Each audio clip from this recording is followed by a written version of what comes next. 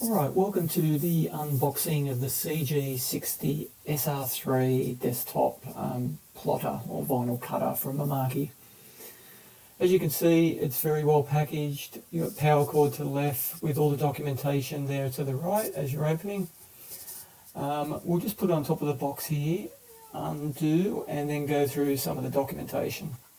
Okay, we've got 3 CDs included in the package. First one here is Simple Cut. Standalone cutting application just with some basic features.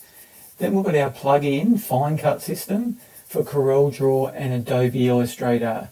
Now there is a 9 version which will update from our website.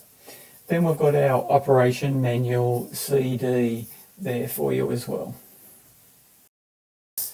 Now we'll get some of the other items out of the packaging. We've got some of the tooling. Obviously our cutter holder, our blade, we'll run through that in a bit more detail. Then we've actually got our paper media cutting guard. So we'll run through how to install that. There's a screw just at the bottom of the cut head that we want to release, and we'll take off the cover. And then we'll insert this guard, and it actually goes across and into that and down a groove. Now the reason why we install this, it is to keep the paper or the media nice and flat all the way across the vinyl cutter. Only being a 2-pinch roller cutter, it's important for keeping the media nice and stable and flat to get precise cutting.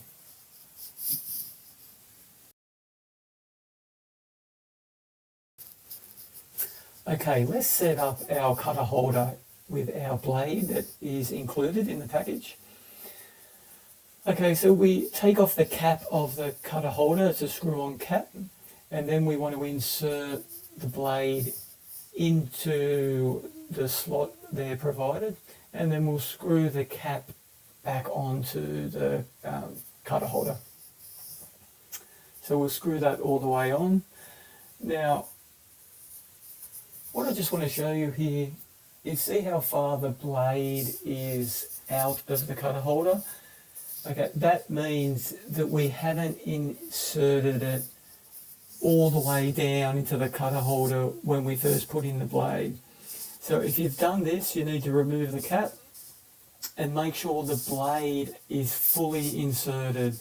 It's pushed all the way down. Once it is, you can feel it's hit the bottom. Then we're able to put the cap back on and adjust the blade accordingly.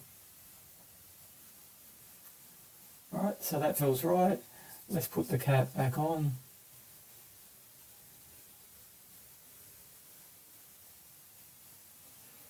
Alright, now see, we want to adjust the blade that it is just coming out from the end of the holder cap. So I'll give you a bit of an idea here of the blade length outside of the, so you can see there, you know, we want to make sure that it's out, but we don't want the full blade out of the cutter holder. So that depth there is nice.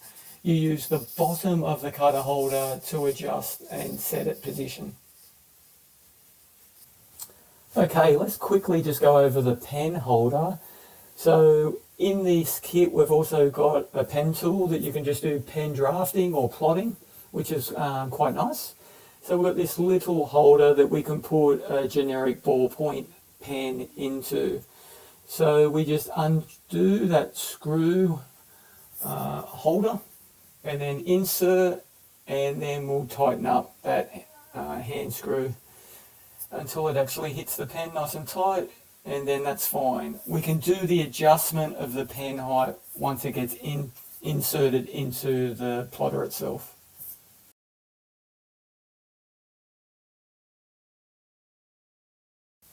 Alright, let's set up our CG-60SRIII for plotting. So we need to get power and USB connectivity. Do that at the back of the machine. As you can see, we've got Ethernet and a serial port as well as other options there. Now, we've got some media support brackets that we actually put behind the plotter. We lift the plotter up and it just sits into a groove on both ends. And then that enables us to slide them back and forth depending on the media size that we use. All right, so this enables really nice functionality, nice feeding through the plotter of roll-to-roll media. So we just want to make sure that those brackets are right to the end of the media itself, so we know it tracks nice and even through the plotter. Okay, getting started. Let's turn the plotter on. So just to the left of the control panel on the inside is the on and off button. So we'll activate that and get started.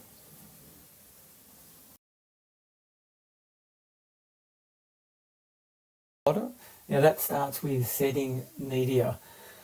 Okay, so we've got a roll here, a 610 roll. We've placed it onto our media support brackets. Now we need to feed it through the plotter.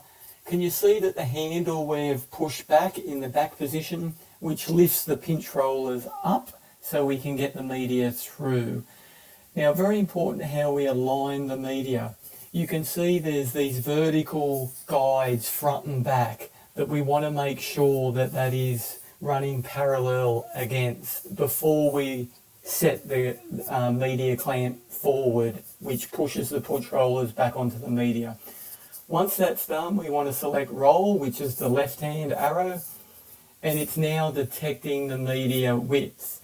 Now, what it's actually detecting is the width between the pinch rollers. That's our cuttable area. And now that it's done that, the machine will go back into the local mode. Now, what happens is, in local mode, we can see everything within the plotter. So we can hit function, we can clear data, we can do a test cut, or from the plotter. But we've got cut conditions. On function 2, you can see that we've got up to 7 cut conditions that we can apply. I'm just tapping through them right now. And what we can do is we can change them individually. So you can see now we're on the speed, we can change the speed of cut 1. We can press the right arrow and then we can change the pressure of cut 1. And then arrow again to the right, we can change the offset. The offset is the blade angle. Alright, so most of our standard blades are 30-degree offset, so you won't need to change that too often. Alright, we can also go in and hit enter and set up our half cut function. This is like our die cut function all the way through the media. So we press enter when we're in a cut condition and we can enable that function. Just on the pinch rollers, I just wanted to highlight, just above the pinch rollers in that purple band, there are some white strips. It's very important that we align the pinch roller only within that white strip. So it cannot be in the purple section, it always needs to align with the white section because then it is connected with our grit rollers underneath.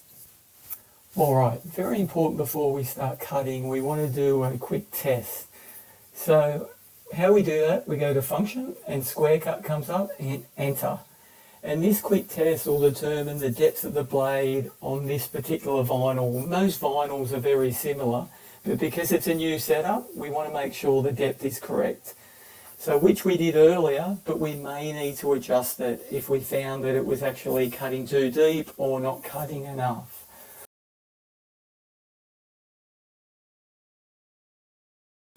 Alright, once we're ready to cut, very important, we have to hit function 3, which is the remote, to make sure the machine's on remote. If you don't see the remote in brackets on the screen, it won't enable us to cut down to the plotter.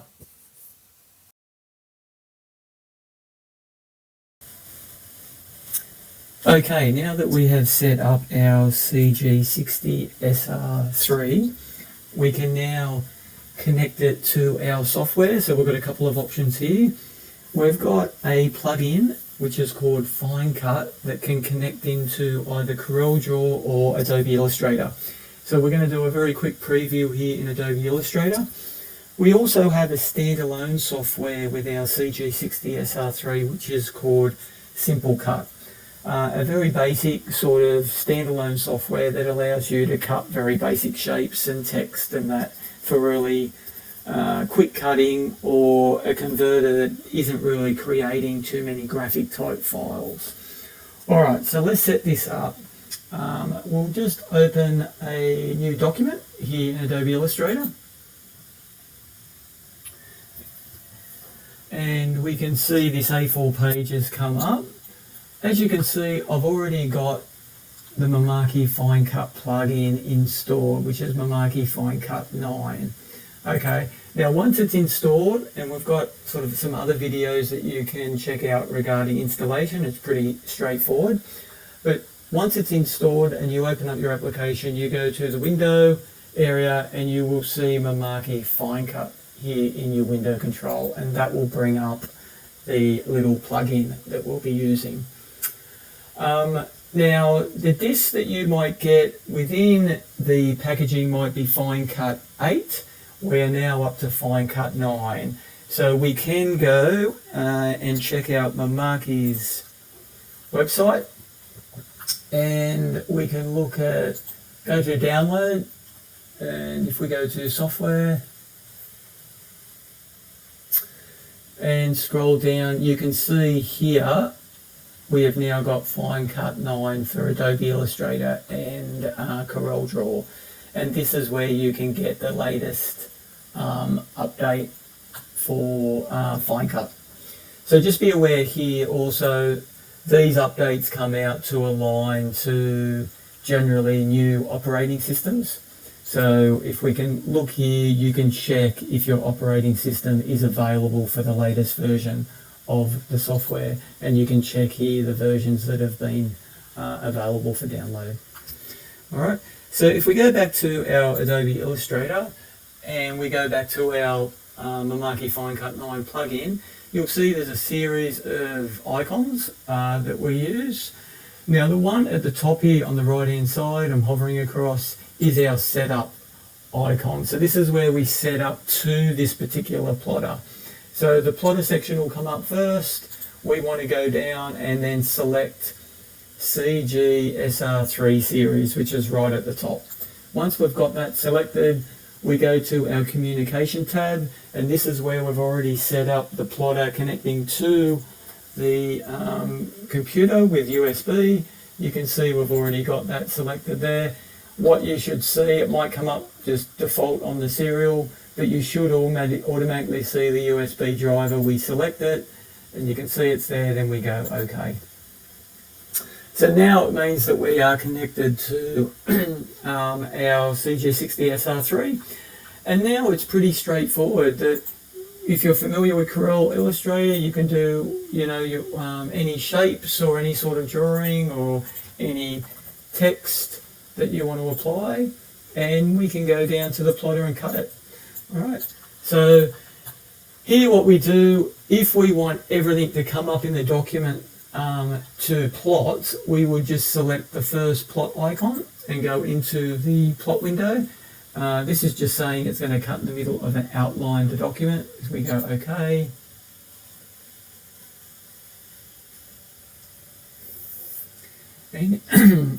And here you can see we've got the window come up, our cut plot window.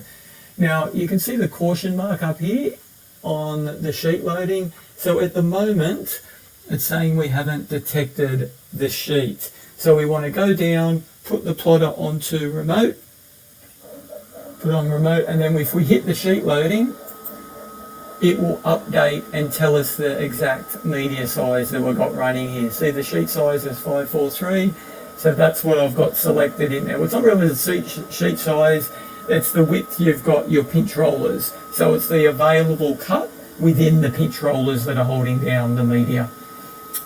Alright, so everything in the document came up there, as you see. If we wanted to go back, and we'll just bring up Illustrator again, if we just wanted to bring up and cut the test text instead of everything in the document, we would use the second icon, which is the cut with a little direct select icon on it. We would click that, and as it brings up the window, you can see it just brings up the test text that we want to cut. Our media is all fine here. It's still remembered that we're actually got the detection there, so the sheet loading is all accurate. But here's where we can actually change the scale, the size. So if we wanted to be 200%, here the test goes up to 200%. If we want it to go to a particular size, we can just put in here, we want it to be 300 mil wide. We can put it in there and we will go 300 mil wide. So you've got a lot of customization within this little cut window that you can work through. All right, we go down into this middle layout window and you can see this is where it's going to do the rotation nice and quickly.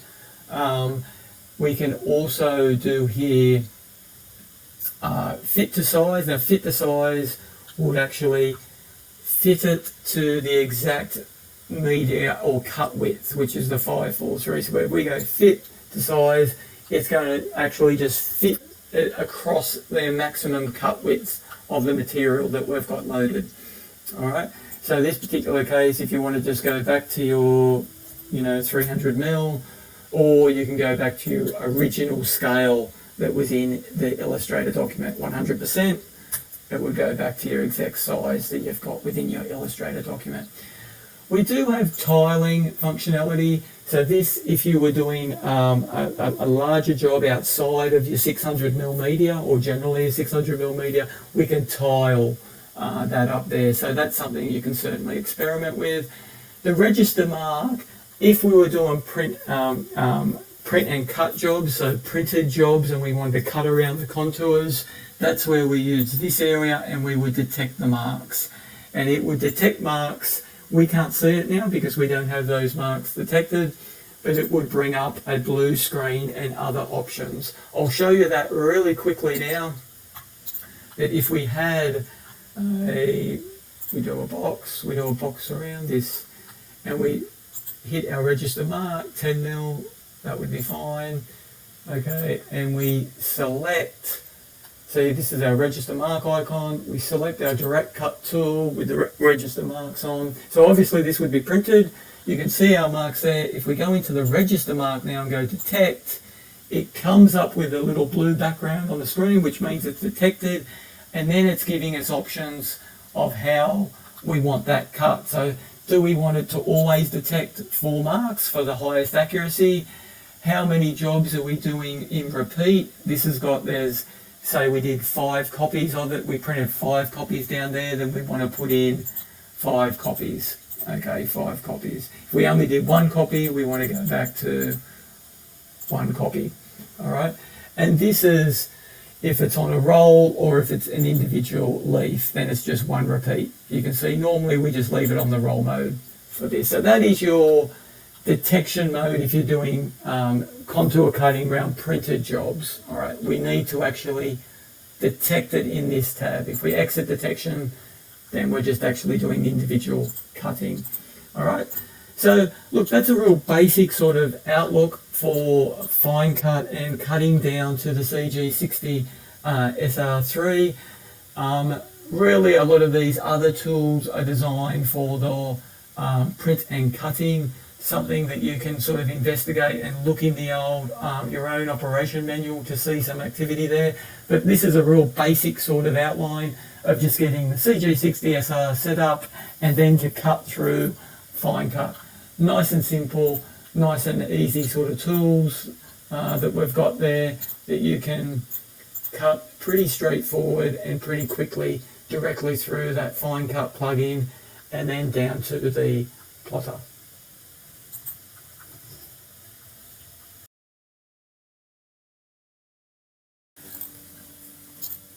Alright, we'll do a very quick test cut, just output through FineCut down to the CG-60SRIII. So we go and select our direct cutting tool just so the test cut comes up, and there you can see it there. Now quickly, if we just wanted to do multiple copies, you can see we can just add multiple copies across and down the roll. You can see it does the multiple copies quite quick and easy there. But let's just do a very quick test cut. We can frame it. Frame it will just give us a quick weed border to maybe weed the job a little bit easier. So let's just output, we'll go to the plot window. Plot window comes up. Generally we set this configuration that we want to use the plotter condition. So that's the condition that we've set at the plotter end. Alright, we can do what we call more host or fine cut conditions, where we can then choose a particular cut setup and change the configuration from the software end. But generally we recommend just using what you've set at the plotter condition. Alright, so once we're happy there to actually output, we hit the plot button. And you can hear the cutter now plotting that test cut. Thank you for watching this unboxing and basic startup setup video on the CG-60SRIII. For more detailed outline of some of the functionality, please view the operation guide that you're looking at now. And once again, thank you for choosing Mimaki products. See you next time.